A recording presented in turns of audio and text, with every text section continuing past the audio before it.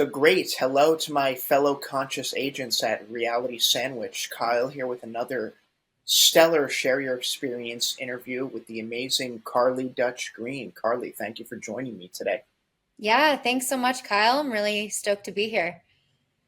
Awesome. We connected at an amazing psychedelic event down in Miami. But for those, in our audience who may not know you, could you talk about your entry point into the psychedelic ecosystem and what projects you work on for the community? Yeah, absolutely. 1 year ago, I made the decision to start a design and branding studio completely dedicated to businesses in the psychedelic medicine space. That business is called Studio Delic. We serve a number of businesses and clients that really are making waves in the psychedelic community. And it's been a really exciting process to be at the forefront of this industry, this budding industry, which in which the North Star is really universal healing. So I'm excited to be a part of this building this community. And yeah, Studio Delic has just been sort of a reciprocity to the all that the medicine has given me. What's your philosophy behind designing for people who want to launch a psychedelic brand or eager to start their psychedelic journey and have that front facing website or kind of mission? What's your usual take with that? I'm curious how traditional design impacts the psychedelic integration. Yeah, that's a really great, profound question. I think there's a number of different approaches. Um, Definitely, design is something that shouldn't be taken lightly. I think it oftentimes at the inception of a business, it can be an afterthought, but what really helps set people up for success is when they think about design and branding really at the beginning, at the inception of a business. It helps set the tone for the way that they show up in the world and the way that their business engages with their clients and customers. And in the psychedelic space, we have so many new businesses emerging all the time. And one might say, well, a business is a business. Why can't we just have any designer? Well, the psychedelic space, I believe, is so unique in many ways. Of course, there's the integration of mental health and well being, as well as this sort of fun and funky flair in some of these companies. But at its core, like I said earlier, the North Star is universal healing. And so when we think about the way these medicines interact with who we are and how we want to show up in the world, that really has a great influence on the way that branding is cultivated for a business. And I think using psychedelic experiences, my own and other people, those building businesses, it's a really great way to get connected with the heart and soul of your business and your brand. And through these psychedelic experiences, we're able to help clients express their businesses exactly as they imagine and help get to the finish line, I think, in a really unique and special way that maybe other brands and businesses in different spaces might not be tapped into. There's just this knowing that it's for our highest purpose when we utilize these medicines as tools. I feel as part of the emerging psychedelic industry, a lot of these businesses fall into one of two camps. There's the clean, clinical, doctoral approach that the researchers want to take, and there's the fun, funky, colorful, true, counterculture psychedelic, designs that people may be more familiar with. How do we balance that, and what are you seeing when you talk to potential clients and people you work with? That's a great question. Also, coming in with the gold, I love it, Kyle.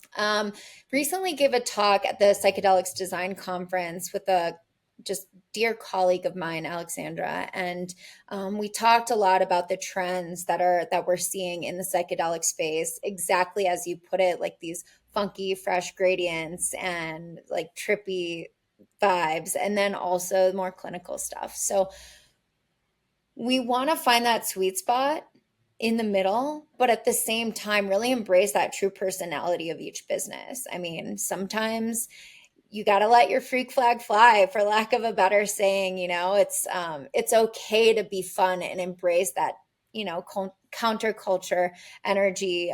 There's no right or wrong way to do it, as long as we're being, mindful and respectful. But I think it's good to see what's happening in the psychedelic space and make note to differentiate, right? We don't want to see the same thing over and over again, because that creates brand blindness, and companies won't stand out in the crowd. And that's especially important as things just really expand and continue forward. So I would recommend to businesses to really just dig deep, find your personality and your message, and the creativity and the way you represent yourself visually will shine once you have that those building blocks in place. How do you recommend people who want to try plant medicines and they see this awesome, cool design package on a mushroom chocolate that maybe isn't dosed right, or maybe isn't tested right for them?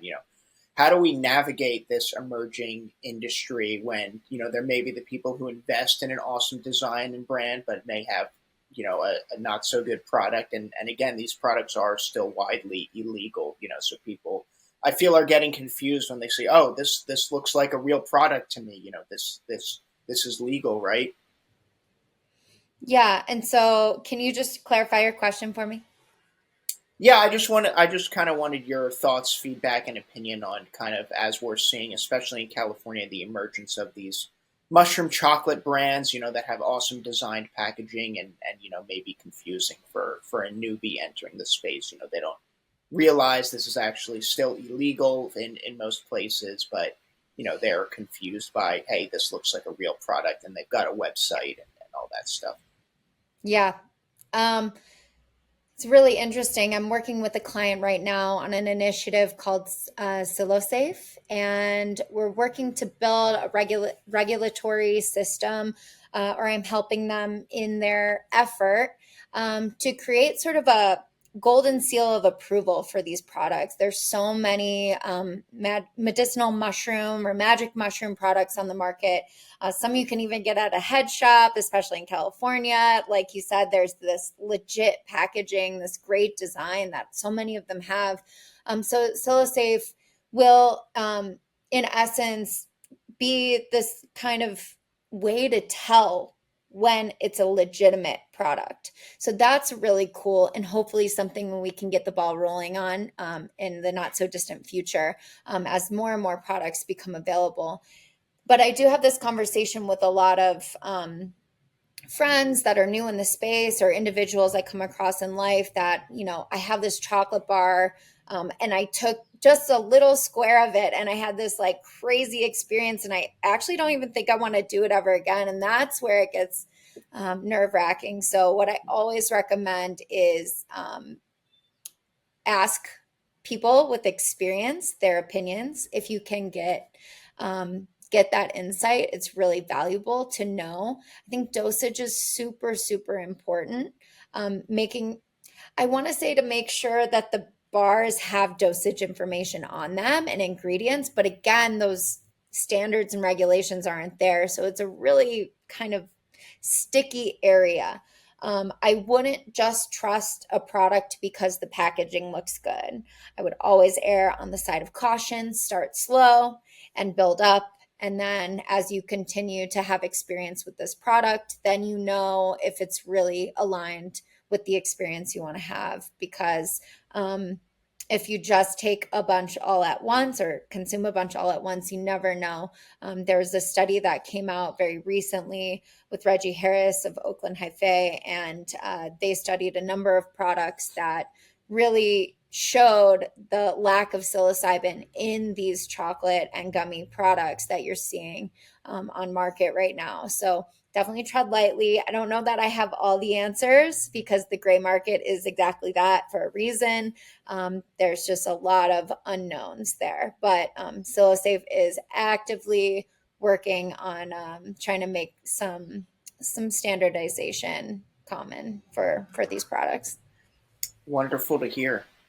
Yeah. Were you always interested in these plant medicines? What was your first entry point into, was it a first mushroom journey? What was your first experience with the power of these plant medicines, and how has that impacted your design trajectory? Yeah. So at a younger age than maybe most would like to admit, I started my journey with cannabis. And then a few years after that, I had my first experience with psilocybin mushrooms, which really changed the trajectory of my life. This was at the age of 16 with a friend in a botanical garden, just with sandwiches and just, being little fairies, teenage girls, just having a blast. And that just stuck with me in such a profound way that I've now incorporated the use of psilocybin throughout my life, well into my early 30s, as a tool for reconnecting with myself. And yeah, I just want some clarity. Do you want me to continue talking about my journeys or? Yeah, please. Yeah, just keep it Okay, free flowing here. sweet. So, yeah, so that journey at the age of 16 really set the tone. And I didn't interact with psilocybin frequently at that age. It was really just that initial experience. And I'm fortunate to say it was really fantastic. And I think that some other individuals who may not have had a great experience are a little bit more tentative. But I've used psilocybin as a medicine throughout my life to help me recalibrate. I use it absolutely for fun and joy and to reconnect with my inner child. I think in essence, mushrooms are they're sort of the jolly kids of the psychedelic medicine space. That's the spirit that they have. And I really, really value it so much because life can get so serious. And whenever I come to a crossroads in my life, I'm not sure which way to turn. I like to sit with mushrooms and gain some clarity. So um, one experience in particular I'm really called to share about was actually just last year. I was at this point in my life. It was when I had the idea for Studio Delic, but it wasn't in flow yet. And I've been a nomad for 3 years now. So being location fluid offers me the opportunity to explore new places all the time. And I was with family in California as I do annually, and just wasn't sure where to go next. Wasn't sure where to go next with my business, where wasn't sure where to go next as far as living. And I kept getting this call to Mexico City, which I had been to in the year prior, but I wasn't sure why. And so, as I have done throughout my life, I made the decision to have a solo journey with psilocybin where I really set the intentions. I wrote out what I wanted clarity on, put on some music, and was fortunate enough to be house sitting for a friend in San Diego. So I had this beautiful space to myself. And the first 30 minutes, nothing really. Mushrooms are adaptogenic, as many of us know. So sometimes you can take a lot and they only give you a little, and sometimes you can take a little and they give you a lot. So I wasn't sure what to expect, and I was ready for whatever the mushrooms were ready to give me. And I did a this method called lemon teching, where you soak the psilocybin mushrooms in lemon juice to change the pH level and help the body process it better. I won't go into all the scientifics of that, but it's one of my personal favorite ways to take mushrooms. And just about 30 minutes in, I was like, nothing's really happening. And then just like magic, like the downloads of exactly everything I needed to do came. It was like in the first 5 minutes. And it was, of course, you want to go to Mexico. You want to go to Mexico because you want to be closer to the origins of these medicines. And you need to be immersed in some of that energy so you can be inspired and guided for your business as you're dedicating your life's work, your craft to serving other businesses that are dedicated to psychedelics. And that clarity came so rapidly, and it set the tone for the rest of the journey, which was constant downloads, almost like so many messages were coming through at one point. Like I kind of just let out a scream because I was like, I can't even write all this down. I can't even hone in on like what's happening.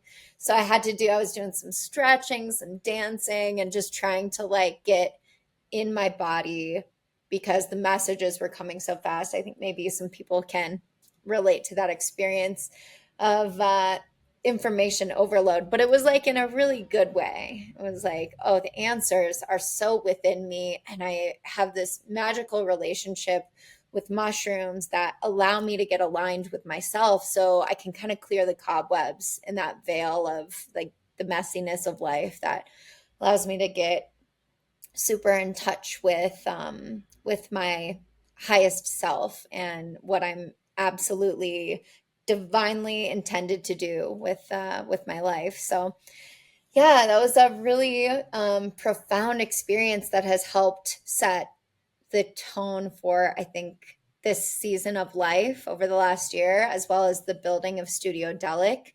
Um, and I continue to use psilocybin as a tool and a buddy, really. It's like just a fun friend, and also just the greatest way for me to get reconnected to myself. Yeah, the fungi is a super powerful tool, friend, and really important. I feel when you use it properly, like how you just described. I think a lot of people are still in maybe party mode with it, and so could you talk about the importance of somebody wanting to maybe experience mushrooms for the first time, and the importance of that setting and setting your intention, and really, I guess what the philosophy is behind setting those and making sure you're integrating the experience properly. Yeah, absolutely. So I think what I communicate to a lot of people is check your motives, check your intentions. I think that's the primary thing. I don't think there's anything wrong with having fun. I think a lot of people in the psychedelic space probably had a similar experience with psychedelics that I did for the first time, doing them in a park with some friends. Not to say everyone, but I think that there's this lightness that's okay to be taken with these experiences. But in every experience, no matter the medicine, the intention is really what sets the tone. And if you're going into it either not knowing, that's okay, but just have clarity on, I don't know what I want, but I know that I'm called to do this, and to listen for the calling and not force it. If you are checking in with your body and that medicine is like not sitting right, you're like, I don't know that I want to do this, I think it's probably best not to do it. And our bodies and our minds, they know us best, and we have to trust that. And I would say for people who are new in psychedelic in wanting to get into psychedelics, um, it's always good to have a support system. I would recommend for the first time having either a guide, a friend. Um, there's this, oh gosh, I can't remember the comedian, but there's this bit that says like, whenever he does psychedelics, he has to have this like metaphorical sofa. Have you heard of this comedy bit, Kyle? It is so funny. It's like in every psychedelic journey, he needs like a friend to essentially be his sofa, which is like the safe space. So it's great to have that as a tool. And then also just making sure you're really comfortable. If it's your first time, you want to create a space that feels as safe as possible, whether you feel safe and comfortable in nature, or feel safe and comfortable at home, or safe and comfortable at a concert. That some people feel like they can be their best selves around lots of people, around lots of energy, and they feel empowered and alive by that. There's absolutely nothing wrong, but checking your intentions, making sure you feel safe, making sure you have that sofa that you can go back to if things are getting a little shaky. Those are the three main things that I would say for someone who's never experienced psychedelics to really use um, as as a container for how they make that experience happen. So I'd be curious to hear more about, life as a psychedelic nomad. I feel a lot of people are maybe hesitant on that lifestyle, but curious, what you've seen in your travels as, there are many different psychedelic communities, in Mexico City and the Middle East and Europe compared to, I feel like what people's imagining the scene to be in like San Francisco or LA, for example. Yeah, being a psychedelics digital nomad is really incredible. I have the ability to connect with people from all different cultures and backgrounds, and travel to places like San Francisco, who that's such a hub. The Bay Area is just booming with incredible businesses in the psychedelic space. And yeah, like I said about my trip, my journey with psilocybin last year, wanted to get closer to that indigenous, um, or the core of where psilocybin mushrooms really began, or so many different medicines. And the people, specifically in Mexico, are really invested emotionally and spiritually in the use of psychedelic medicine. And that has shifted my perspective, because I do think, even though we have in the US a lot of these mindful, spiritually driven individuals, um, there's just a notable difference of the way that people exist outside of the US. It's really not capital driven, it's really more feeling driven and experiential. And so being a psychedelic nomad has allowed me to connect with people outside of this hustle and bustle, this industrial capitalistic um, energy that I think the US tends to have. And there's nothing inherently wrong with either one. There's, I'm always trying to find a balance between the two, but the perspective that I have that I have received from connecting with individuals in the psychedelic community in various countries has completely shaped the way that I approach life, business, studio delic, and yeah, really just everything. So I think I mean, I can't recommend it enough. There's communities all over the world, like you said. I always have a place to feel safe and welcome. And that I can say with confidence.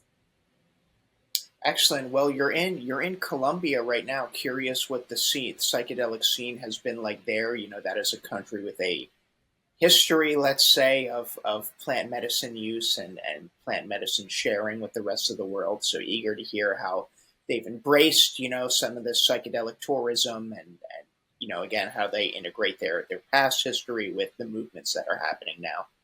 Yeah, that's a fantastic point. I am in Medellin, Colombia, and I will say being in the city, I think, is a lot different than being out in these amazing towns in the mountains. But the connection to medicine here is palpable. The conversations about sitting with ayahuasca in some of these indigenous areas throughout Colombia, is a conversation that's it's not taken lightly, but it's had often. I was just sitting in a cafe yesterday and heard someone sharing about their ayahuasca experience. I think that's something that's not so common in maybe a cafe in I don't know, any US city, for example. Maybe the Bay Area, we'll give it that. But yeah, the conversation and the openness about sitting with psychedelic medicine here is profound and prominent. And as I continue to spend time here, I continue to connect with people who are just so beautifully open minded and always willing to grow and expand. I have constant recommendations of some of the best, specifically ayahuasca centers in the world to go to. So there's no shortage of people providing these experiences. It's really amazing to live in a place that embraces medicine so openly.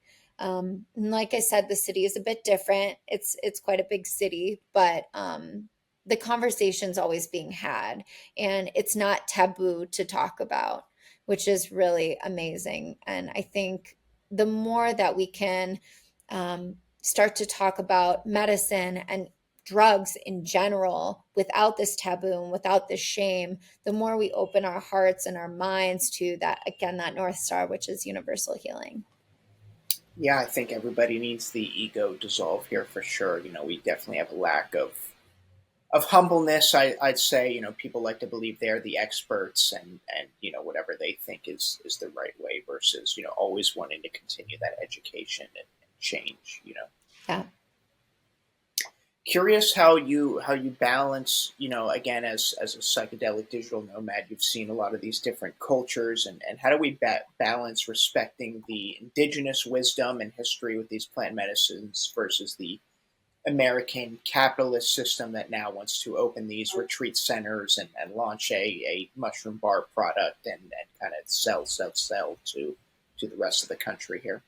Yeah, that's a question I get asked a lot, and was actually asked at a dance practice at a Zouk event very recently by a local Colombian. They're saying, well, you work in this industry, but what do you think about, these indigenous tribes that serve medicine and the, conversion of those to capitalistic nature? How do you view that? That's a tough conversation, especially with a native Colombian. To say that I've dedicated my business to psychedelic medicine as someone who has such a different relationship. That was a very interesting, very important conversation that I was grateful to have.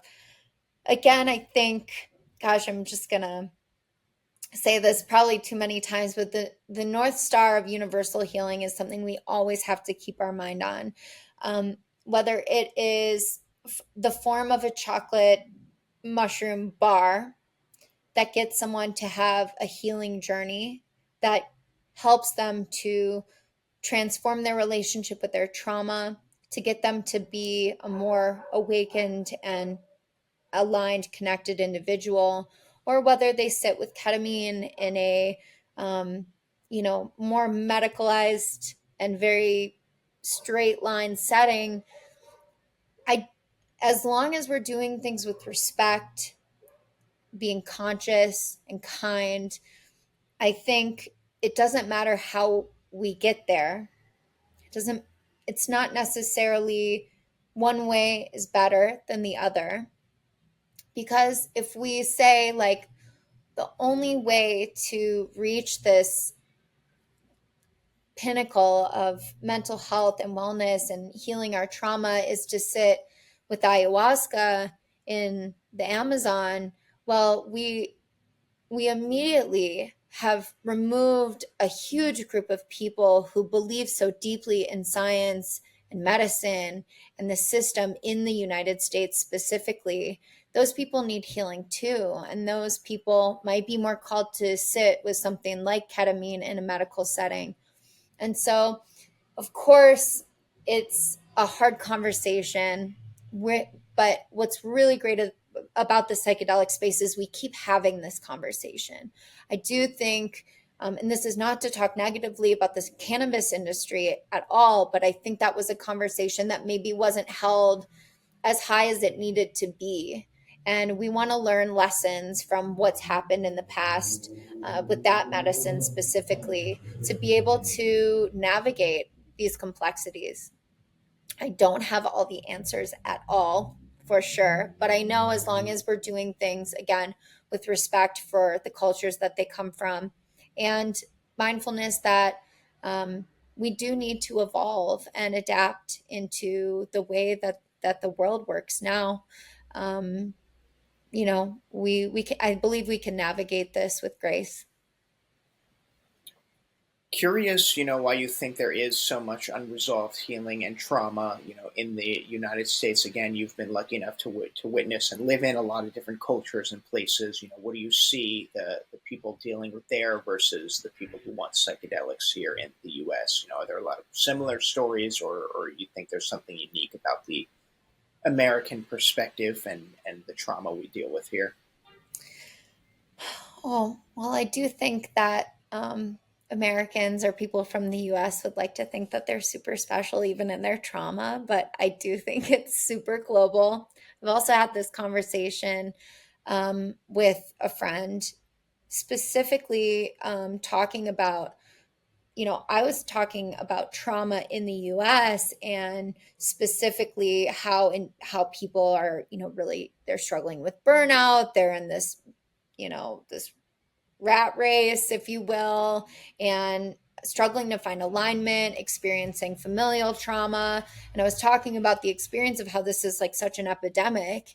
And I asked my friend, I said, do you find this to be the case in your culture too? And they were like, absolutely. And I was fortunate enough to also be next to a friend who was from Germany, and they said the same thing. It's not an isolated experience.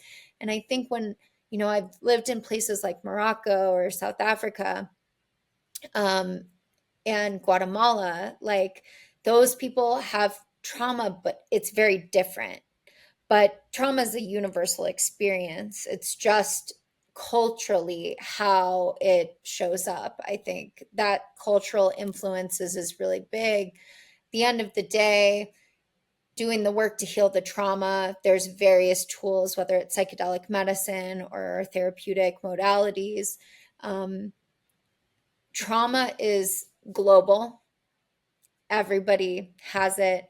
And if we can all work to heal it, we're going to just be better for it. I think in the US, there's a very specific experience that comes up again and again, which is I feel just perpetually unhappy. I feel stuck. I don't know what to do. Everything is kind of monotonous. That's a story that comes up a lot of addiction issues that's what I've observed. And it's not to say that doesn't exist in other places, but there is definitely a common thread from spending most of my life in the US that I've noticed. Psychedelics have been hailed as a cure for the alcoholism and addiction that a lot of people face in this country. Curious what your perspective is on that, and will we see the shift away from the alcohol to a more maybe mindful mushroom integrated society? Yeah, well, I sure hope so. Um, I'm honored to share that my mother is in long-term recovery, and she wears that proudly. So I can say with confidence that she'd be pleased that I share this information. And she's also a drug and alcohol rehab therapist that has helped hundreds of individuals navigate addiction and other mental health issues. And I was able to see that really up close and personal growing up and in my adult life as well. And what I know to be true, personally at least, and from my experience, seeing, observing recovery and individuals deep in the thick of addiction, as well as my own mother's experience with that, um, is that addiction is the symptom of trauma, unhealed trauma. I believe that with my whole heart. And if we're talking about psychedelic medicine, and one of the, if not um, the main components of psychedelic medicine is to heal trauma, then using psychedelics as a tool to heal that core of the symptom of what addiction comes from, then of course we can begin to start healing addiction issues and alcoholism in individuals. And I think this replacement of alcohol with psychedelics is interesting. Like I said earlier, I think, fun guy, or, there are friends there. It's okay. I believe personally it's okay to have fun and experiment with certain medicines that are in that more safe space.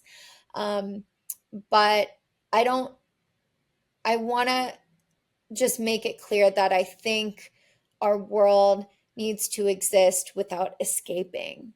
We need to be more present and conscious and aware. And what alcohol does is it takes us out of our minds, it takes us out of our bodies, it makes us lose the facade of control, if you will. And it really lowers the vibration. Of course, psilocybin mushrooms heighten the vibration, or other psychedelics heighten the vibration, most of. Um, I think the goal is to be present.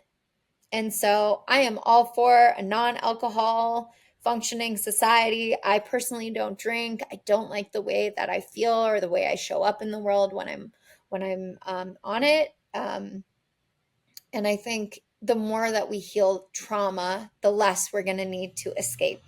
And so that's how I feel about alcohol and the relationship with psychedelic medicine. I think the more that we use these medicines as tools, the less we'll even want alcohol. And that's a beautiful thing. Well put.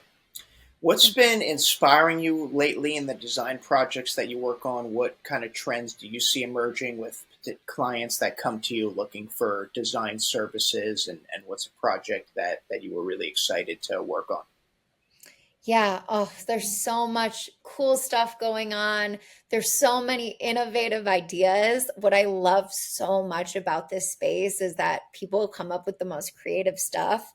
And there are things that don't exist. Like Studio Delic became a thing because nothing like it existed. I mean, at least in the market research that I did. So specifically, one of my favorite, not, I can't say favorite projects to date. Okay, scratch that. Don't tell them. Don't tell the rest of my clients. But I did a rebrand for the Psychedelic Access Fund late last year. And what they do is they foot the bill for psychedelic healing for individuals that don't have access to it. And that in and of itself is a beautiful thing. We want psychedelic medicine to be accessible to all people.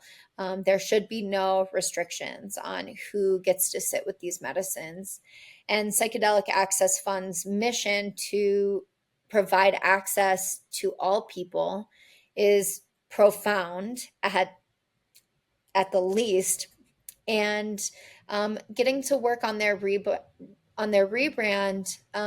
was incredibly meaningful. And we talked a lot about how to differentiate in the space. There are other foundations that do some of this work, but they're fortunate enough to be at the forefront. And so we really got to shape the brand identity into something that was unique and special for them, taking note of what's really out there right now and how they want to show up in the world. And it was definitely a process figuring out the way that we expressed who they are through their color palette and through the shape of the logo and through the photography that's used in their marketing materials. But I was so incredibly inspired by the individuals in the community that not only they help, but that make up the foundation, because it's all volunteer run. And I think that at its core, being run by people for the people, that's what really inspired and helps the brand to stand out and to really differentiate. Wonderful. Where can people follow you and your work? What's exciting, what's been exciting in your life coming up recently, and where do you see, Studio Delic evolving into? Yeah, so right now, I'm mostly active on Instagram at the Studio Delic, also on LinkedIn. Um, there's so much cool stuff. We recently launched the Psychedelic Professionals Networking Club. That's a bi-monthly, that's every 2 months event where professionals in the psychedelic space that are building businesses or work for businesses in the psychedelic industry can gather and connect. We had our first event at the end of March, and I would say it was a success. Kyle, I know you were there, and I hope you enjoyed it.